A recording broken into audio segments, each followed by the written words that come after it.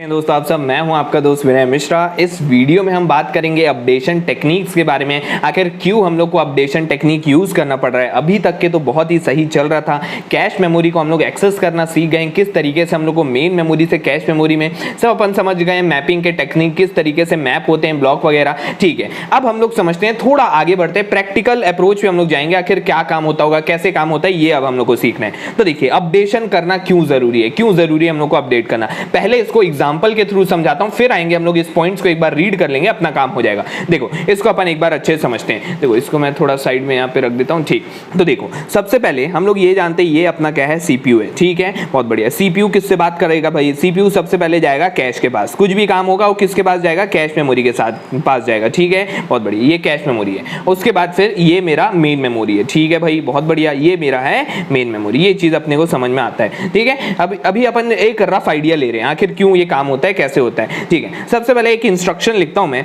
Instruction मान लीजिए मैं लिखा I1 इज इक्वल टू, कुछ भी इंस्ट्रक्शन आप लिख सकते हो, जैसे x इज इक्वल टू मैंने लिया x प्लस 1। ठीक है, कुछ भी ले सकते हो, आपकी मर्जी। ठीक है, सबसे पहले यहां पे ये चीज समझना है कि ये जो रिक्वेस्ट है, ये असलियत में क्या है? ये रीड रिक्वेस्ट है। इसको हम लोग क्या बोलेंगे? Read request. और ये क्या है? हम लोग का राइट का रिक्वेस्ट है। ये क्या हो रहा है? हम लोग का राइट का रिक्वेस्ट हो रहा है। ठीक है, बहुत बढ़िया। अब सबसे पहले क्या होगा? सबसे पहले रीड होगा कि डेटा राइट होगा? भाई ऑब्वियस सी बात है, सबसे पहले वो रीड करेगा। तो भैया कहां रीड करेगा? सबसे पहले वो जाके देखेगा कि कैश मेमोरी में क्या मेरा x है कि नहीं है। तो भैया है क्या यहाँ पे? x नहीं है। ठीक है, वो कहां पे होगा? मेन मेमोरी में। तो भैया हर बार होगा आपका। ठीक है, तो अगर x है तो x मान लेते हैं, यहाँ पे मान लेता हूं मैं 5 होगा। ठीक है, बहुत बढ़िया। तो यहाँ पे मेन मेमोरी में हम लोग का x बैठा हुआ है। कैश मेमोरी में गया, नहीं मिला। कैश मेमोरी में नहीं मिला तो फिर हम लोग कहां जाएंगे? मेन मेमोरी के पास जाएंगे। मतलब अपन क्या करने वाले हैं यहाँ पे? रीड कर रहे हैं। सबसे पहले अपन यहाँ पे रीड करेंगे। तो रीड करने के लिए अपन मेन मेमोरी से रीड नहीं करेंगे। तो जैसे ही अपने को यहाँ पे मिला मिस, हम लोग को नहीं मिला है, तो ये क्या करेगा? तुरंत ये वाला जो डेटा है इसको यहां पे एलोकेट कर देगा। यहां पे इसको बोला जाता है रीड एलोकेट। हर बार ये प्रोसेस करेगा। रीड करने के लिए आपको क्या करेगा? हर बार ये एलोकेशन करेगा। ये यहां पे रीड को एलोकेट करा दिया। इसका मतलब क्या? इसका मतलब x यहां पे आ गया मेरा 5। ठीक है, इतना समझ में आया? बहुत बढ़िया। अब क्या होगा? अब देखो, अब क्या होगा? हम लोग का रीड रिक्वेस्ट हुआ, रीड रिक्वेस्ट नहीं मिला यहां पे, तो ये तुरंत एलोकेशन हो गया। एलोकेशन हुआ, फिर भी अपन कहां से एक्सेस करेंगे? कैश से करेंगे। ठीक है, x इक्वल टू 5 मेरा मिल गया। अब x इक्वल टू 5 मेरा मिला, तो यहाँ पे 5 की वैल्यू क्या को अपन क्या करना है? राइट करना है। तो राइट रिक्वेस्ट। तो राइट रिक्वेस्ट के समय फिर से अपन वही काम करिए। पहले कैश मेमोरी में देखेंगे क्या मेरा x है। हाँ भैया, x हमेशा मिल जाएगा। क्यों? क्योंकि वो रीड एलोकेट पहले हो जाएगा। रीड एलोकेट हुआ, यहाँ पे x मेरे को मिल गया। x मिला मेरे को, x मिला, इसका मतलब मैं क्या करूंगा? इसमें अपडेशन करके इसको बना दिया मैं 6। आपको आइडिया समझ में है? ठीक है, ये यहाँ पे हो गया 6। अब मान लेते हैं मेरा इंस्ट्रक्शन नंबर 2 है। इसी तरीके से इंस्ट्रक्शन नंबर 2 लिखता हूं, y इज इक्वल टू मान लेते हैं y प्लस 2, ऐसा लिख दिया मैं। ठीक है, और मान लो कि मैं यहाँ पे डायरेक्ट मैपिंग का यूज कर रहा हूँ। डायरेक्ट मैपिंग में अब भैया एक कोई भी फंक्शन होगा, वो कहीं ना कहीं एक पर्टिकुलर जगह पे वो मैप होगा। ठीक है, तो मैं मान लेता हूँ ये जो मैपिंग है, ये मेरा y इज इक्वल टू कुछ यहाँ पे वैल्यू होगा, मान लेते हैं वैल्यू यहाँ पे 2 था। ठीक है, मैं बोल रहा हूं कि इसका भी जो मैपिंग है वो इसी जगह होने वाला है। ठीक है, इसी जगह। तो हम लोग को पता है ये क्या होगा? रिप्लेस मारेगा उसको। तो रिप्लेस जब मारेगा तो जैसे यहाँ पे सबसे पहले क्या होगा? ये रीड रिक्वेस्ट है। रीड रिक्वेस्ट क्या करेगा? यहाँ पे इसको यहाँ पे ले आएगा। रीड एलोकेट कर दिया, ये रीड एलोकेट किया। तो जैसे यहाँ पे ये रीड एलोकेट किया, इसका मतलब यहाँ पर से x का वैल्यू 6 अब हट गया है। अब यहाँ पे कौन प्रेजेंट है भैया? अब मेरा यहाँ पे प्रेजेंट होगा y इज इक्वल टू 2।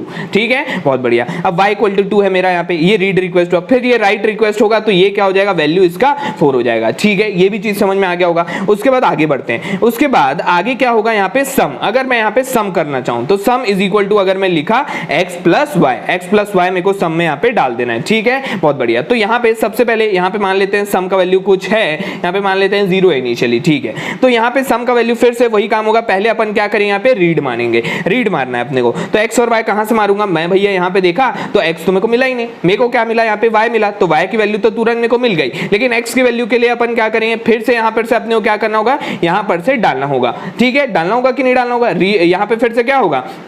अपने को रीड करना है, तो रीड एलोकेट होगा। तो x का वैल्यू जब मैं यहाँ पे डाला, तो मान लीजिए यहाँ पे जो x का वैल्यू इसी जगह पे आएगा, क्योंकि इसका मैपिंग यहीं पे हो रहा था। तो x का वैल्यू यहाँ पे कितना हो गया? फिर से आ गया यहाँ पे 5। ठीक है, तो ये 5 यहाँ पे रीड कर दिए, और उसके बाद फिर जैसे ही अपन राइट किए, राइट रिक्वेस्ट किए, तो 5 प्लस 4 इज व्हाट? 9। तो अपने को आंसर ये दे रहा है 9। लेकिन अपने को पता है x का वैल्यू क्या हो गया था भैया? 5 से 6 हो गया था। तो उसको अगर आंसर देना था तो 6 प्लस 4 इज इक्वल टू 10 देना चाहिए था, लेकिन लेकिन वो बकवास कर रहा है, वो क्या बोलता है कि भैया आपका आंसर है 9। तो क्या ये गड़बड़ी है? हाँ भैया बिल्कुल गड़बड़ी है। ये क्या है, सिस्टम में इनकंसिस्टेंसी आ गई है। जैसे आपने देखा होगा ट्रांजैक्शन जब करते होंगे तो आप खुद ही सोचिए, अगर आपके अकाउंट से पैसा कट गया है और वहां पे अगर रिफ्लेक्ट नहीं किया आपके अकाउंट में, तो भैया आपके तो मजे हो गए। आप यहां पर से पैसा निकाल रहे हो और उधर रिफ्लेक्ट नहीं कर रहे। यही क्या है, हम लोग का सिस्टम हम लोग का इनकंसिस्टेंसी में चला गया। तो ये अपन नहीं होना देना चाहते, तो इसीलिए अपने को क्या करना पड़ेगा, इसीलिए अपने को चाहिए अपडेशन टेक्निक। अपने को क्या करना है कि अगर मैं यहाँ पे डेटा को रिफ्लेक्ट कर रहा हूँ, कुछ चेंज कर रहा हूँ, मॉडिफाई कर रहा हूँ, तो अपने को यहाँ पे भी डेटा को क्या करना है, मॉडिफाई करना है। अब आपको आइडिया समझ में आया होगा आखिर मैं क्यों यहाँ पे कर रहा हूँ मॉडिफिकेशन, क्यों हम लोग यहाँ पे अपडेशन का यूज हो रहा होगा। ठीक है, तो यहाँ पे क्या क्या पॉइंट्स अपने को ध्यान रखना है। पहला पॉइंट ये कि सीपीयू क्या करता है, परफॉर्म करता है रीड ऑपरेशन और राइट ऑपरेशन। कहां करता है भैया, वो राइट और रीड ऑपरेशन कहां पे करेगा, सिर्फ और सिर्फ कैश में करेगा। पहला पॉइंट, ठीक है। तो ये जो रीड और राइट ऑपरेशन है वो अपन कहां पे करेंगे, देखो राइट, एक भी बार मैं यहां पे राइट क्या कर, नहीं मैं कहां कर रहा हूं, यहां पे कैश मेमोरी में कर रहा हूं। ठीक है, बहुत बढ़िया। उसके बाद से अपने को क्या याद रखना है, ऑपरेशन के पहले वो क्या करेगा, सबसे पहले कहां चेक करते हैं हम लोग, कैश मेमोरी में चेक करते हैं। अगर कैश मेमोरी प्रेजेंट है तो ठीक है, नहीं है तो अपने को क्या करना होगा, एकदम सिंपल सी बात है। जैसे अगर मेरे को यहां पे नहीं मिला तो क्या है, वो रीड में से है। अगर मेरे को यहां पे राइट करना है तो अगर नहीं मिला तो वो क्या है, राइट में से। अगर मेरे को मिल गया तो वो क्या है, रीड हिट है। अगर मेरे को राइट के लिए मिल गया तो वो क्या है, राइट हिट है। तो आपको आइडिया समझ में आया होगा कि आखिर इसका काम क्या है। ठीक है, और अगर मेरा ब्लॉक एब्सेंट है, यहां पे मेरे को नहीं मिलता, तो अपने को क्या करना पड़ेगा, रीड मिस हुआ है, राइट मिस किया है, मेरे को रीड एलोकेट या फिर राइट एलोकेट करना होगा। आपको आइडिया समझ में आया होगा कि आखिर क्यों यूज कर रहे हैं हम लोग। तो वही चीजें मैं यहां पे लिखा हुआ हूं कि अपडेशन टेक्निक्स का हम लोग यूज आखिर क्यों कर रहे हैं। तो देखो वही चीज है, सीपीयू परफॉर्म करता है रीड और write operation only in the cache memory. ठीक है भाई, बता दिया।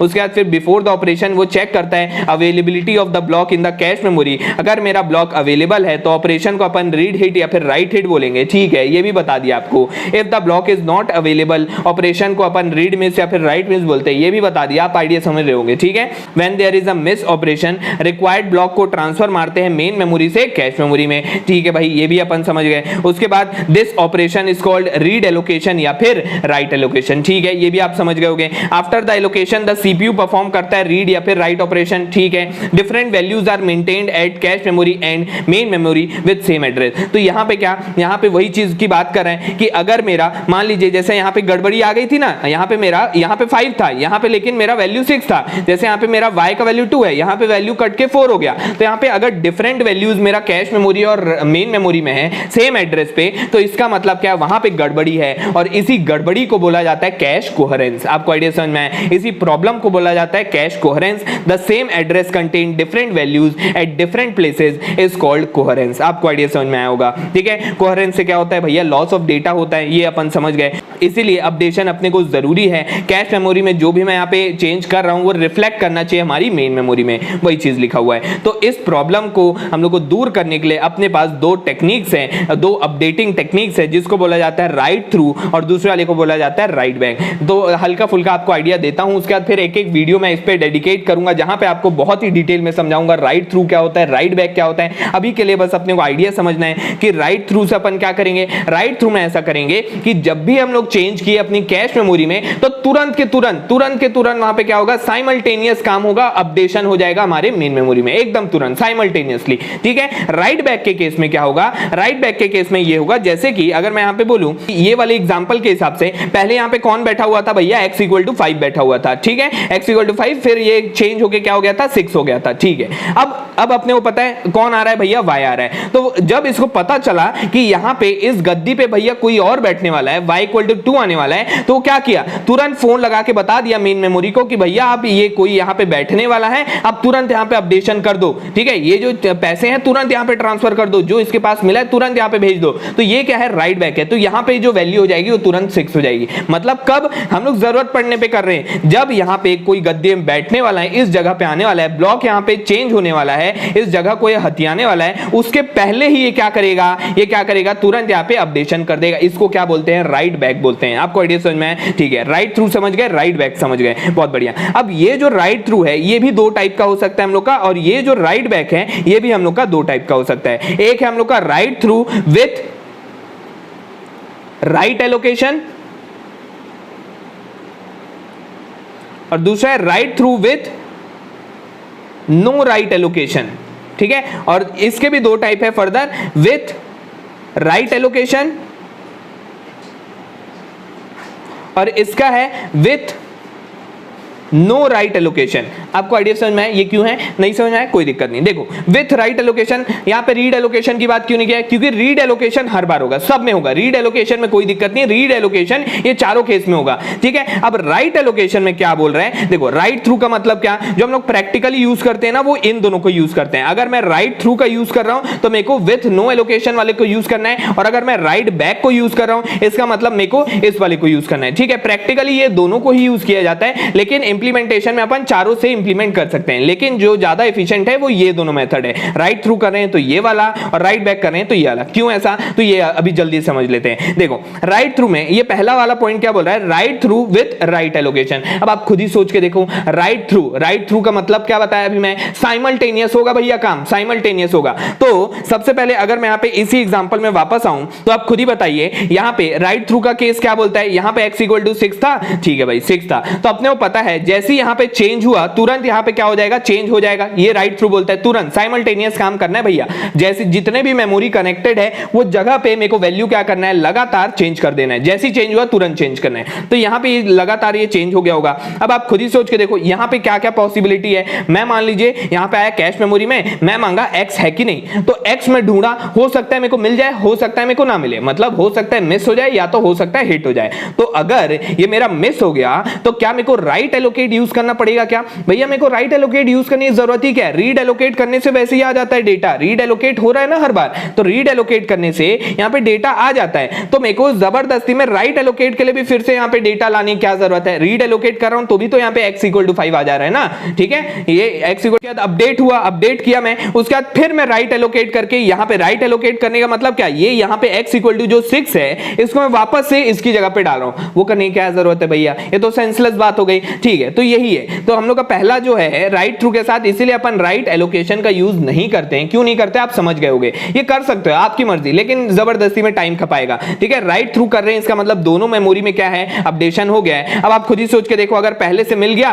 तो मेरे को तो हिट मिल जाएगा, हिट मिल जाएगा तो मेरे को यहाँ पे कुछ राइट एलोकेशन करने की जरूरत पड़ी क्या? हिट एलोकेशन मेरे को मिल गया तो भी मैं अगर राइट एलोकेशन करूंगा उसी की जगह उसी को चीज को डालूंगा, तो भैया जबरदस्ती का टाइम पास कर रहा हूं मैं। आपको आइडिया समझ में आया, ठीक है। उसके बाद फिर जो सेकंड टाइप है अपना, वो क्या बोलता है? With no write allocation. तो इसको हम लोग क्यों यूज करते होंगे भैया? जस्ट उसका अपोजिट, क्योंकि अपने को पता है कि ये रीड एलोकेट से अगर मेरे को नहीं मिला तो रीड एलोकेट से तो आने ही वाला है, ठीक है। और अगर मेरे को मिल गया तब तो कोई दिक्कत ही नहीं है। मिल गया तो अपने को जहां भी अपडेशन करें तो यहां पे भी रिफ्लेक्ट हो रहा है और यहां पे भी रिफ्लेक्ट हो रहा है, तो अपने को कोई दिक्कत ही नहीं है, ठीक है। तो इसीलिए हम लोग इस वाले को ज्यादा यूज करते हैं। बैक के केस में मैं क्या बोल रहा हूं कि विथ राइट एलोकेट का यूज करते हैं। क्यों इसको यूज करते होंगे भाई? बहुत सिंपल सी बात है कि हम लोग अच्छे जानते हैं राइट बैक में लगातार जो अपडेशन होता है वो कहां पे होता है? कैश मेमोरी में होता है। इसका मतलब मेन मेमोरी में कहां पे अपडेट होगा? लास्ट में अपडेट होगा। अब आप खुद ही मान के देखिए, जैसे ये वाला हम लोग का एग्जांपल था, यहां पे अगर x का वैल्यू जो भी है मॉडिफाई कहां पे होगा? लगातार राइट बैक के केस में लगातार कैश मेमोरी में अपडेशन होगा, ठीक है भाई, बहुत बढ़िया। तो अगर एक नया वैल्यू x का आता है तो मेरे को इसको देना पड़ेगा इस वैल्यू को। अगर मैं नहीं बताऊंगा तो ये तो इसी वैल्यू पे काम करते रहेगा, ठीक है। तो इसीलिए अपने को जब भी राइट करना है तो मेरे को ये नया वैल्यू यहां पे प्रदान करना होगा। इसका मतलब क्या? यहां पे मेरे को राइट एलोकेट करना होगा। और अगर मैं ये बोल रहा हूं कि विथ नो एलोकेट, इसका ये कैसे होगा? विथ नो एलोकेट वाला कैसे यूज करते हैं? इसका मतलब क्या? जो भी मेरा नया वैल्यू है वो कहां पे है? वो कहां पे मिलेगा मेरे को? वो मेरे को मिलने वाला है मेन मेमोरी में। तो भैया अगर मेरा सीपीयू मेन मेमोरी के पास जाएगा तो उसको क्या लगेगा? थोड़ा समय लगेगा, ठीक है। तो वो प्रैक्टिकली यूज नहीं करते हैं अपन क्या कोशिश करते हैं कि कैश मेमोरी से ही हमारा काम चल जाए। तो इसीलिए मैं आपको बोल रहा था प्रैक्टिकल इंप्लीमेंटेशन में अपन write back with write allocation का ज्यादा यूज करते हैं। क्यों? क्योंकि हम लोग क्या चाहते हैं कि हमारा जो डेटा है वो कैश मेमोरी से एक्सेस हो जाए। आपको आइडिया समझ में आया होगा। ये आपको और बेहतर कब समझ में आएगा? जब मैं एक एक वीडियो में आपको एक एक टेक्निक के बारे में बताऊंगा, ढेर सारे हम लोग क्वेश्चन प्रैक्टिस करेंगे, इसका फॉर्मूला देखेंगे, तब और ज्यादा चीजें क्लियर होंगी। अभी सिर्फ और सिर्फ इंट्रोडक्शन था,